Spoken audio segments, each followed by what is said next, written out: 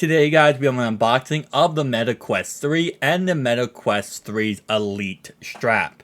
Now, of course, this bad boy right here is coming in at a price tag of $500.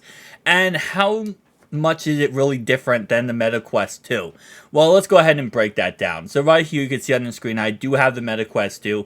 I actually have the Elite strap and the battery pack. So pretty much the same exact thing you're about to see me unbox with the Elite strap. We'll get into the Meta Quest 3 starting off right away. But the real difference starting off right away between these two devices is going to be that beautiful 4-camera setup on the front of the device. So you can see right there the 3 little, black dots right there. Yeah, so that's actually 2 separate cameras on either side with a sensor in the middle. This, of course, is so that you can actually have better tracking and also more depth when it comes to your VR experience. Now, of course, we do have new controllers, a little bit different than we've seen last year with the Quest 2, where they had that gigantic circle. Sadly, they do still take batteries, so you're not going to be able to, recharge them with a rechargeable battery, which kind of does suck, but at the same time, it is what it is. There are charging docks you can get for the Meta Quest 3,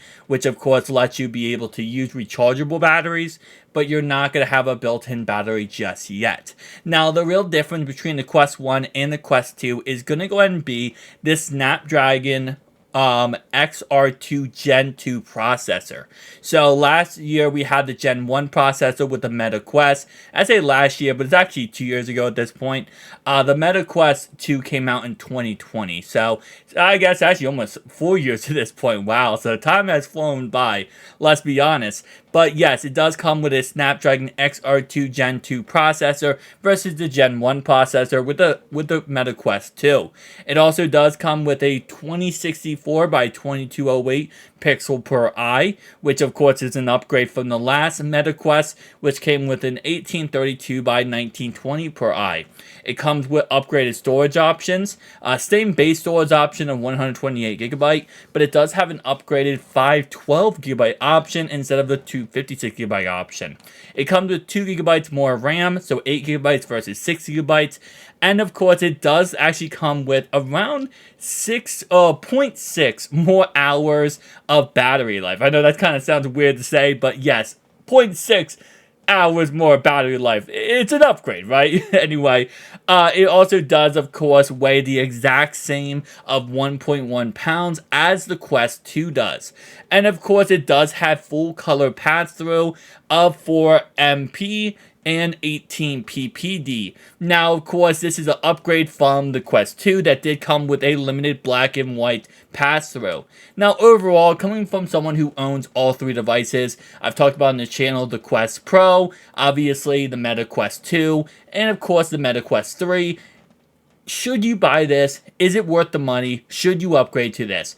Well, I feel like this is the upgrade everyone who owns a Quest 2 was waiting for. And I think it really is justified, the upgrade. Especially with all the, the back and forth quirks that makes this device, a newer device. It kind of is worth it.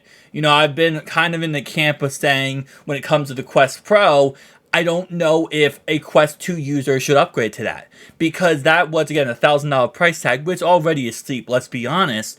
But it's just like, that's kind of out of the range of what a Meta Quest 2 user might be using their device for. The Quest Pro gives you, really, as it says, pro-level, features. Stuff that, more business type, I guess, like, less just general consumer type, right? People who want to take that AR, VR experience to that next level. And I think that really is why they discontinued the device, because that's not really what we have seen so far from Meta. Meta has been more of the pro, normal consumer type of device. And as I said I know I said it very vague there with the Meta Quest 3, but the Snapdragon 8 Gen or XR2 Gen 2 processor is that much more powerful. Right? And again, the gigabytes of RAM being upgraded, the pixel per eye being better. These are all things where if you have a Quest 2, you're looking at this device and you're saying, this is actually worth the upgrade. So I know I just said, I just kind of summarized it by saying, yeah, it's a brand new device, go get it, right? But at the same time, it's not like this is a brand new device of a refresher. Like we saw recently with the PS5 Slim coming out, it's not really an upgrade. It's just a brand new device. This is actually a true upgrade. So I will say overall wise, you know, if you have a Quest Pro, are you picking up this device? Probably not. There's no real reason to pick up this device if you have a Quest Pro. The Quest Pro is still a great device, one of my favorite devices I've ever used. But overall wise, this is still a really great, you know, option for those who want to go ahead and, you know, upgrade from the Quest 2. Now, if you haven't bought a VR headset yet and you're waiting kind of to see what you should do here, now that the Quest 3 has come out, which one should you get? Should you get the Quest 2 or should you get the Quest 3 or the Quest Pro? And I'll be honest with you, I would probably go the Quest 2. And the reason why I say that is because you can find it for a lot cheaper on the secondhand market, on the used market, and a lot of people are going to be trying to upgrade to the Quest 3. So with that being said, there's going to be a lot of options to buy Quest 2s out there. And I want to tell you right now, while yes, the Quest 2 is 3 years old, it is not a bad device. It is still very, very usable, and it honestly is still as powerful as anything out there. So I will definitely say, you know, if you don't have that much of a budget and you're thinking about what to do, the Quest 2 is still not a bad device.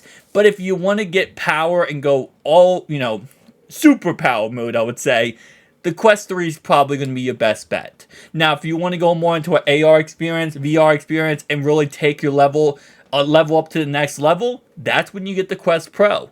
But again, like I said, that is a $1,000 price tag, which is double the price of the Quest 3, and simply probably not worth it in the end, depending on what you're using this device for. You know, that really is what it comes down to at the end of the day. For all of these devices, it's really about the consumer / the, you know, customer and what they want to get out of these devices. Tell me down below your thoughts and opinions. I'll see you guys next one. Peace.